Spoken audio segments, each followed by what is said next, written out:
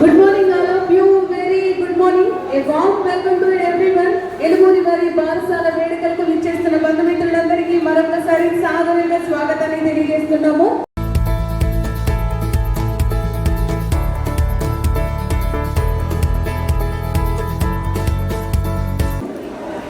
So అమ్మాయి చూడడానికి అబ్బాయే ఎందుకు వస్తారు? పెళ్లి చూపులు జరిగేటప్పుడు అమ్మాయి వాళ్ళ ఇంటికి అబ్బాయే ఎందుకు వస్తారు?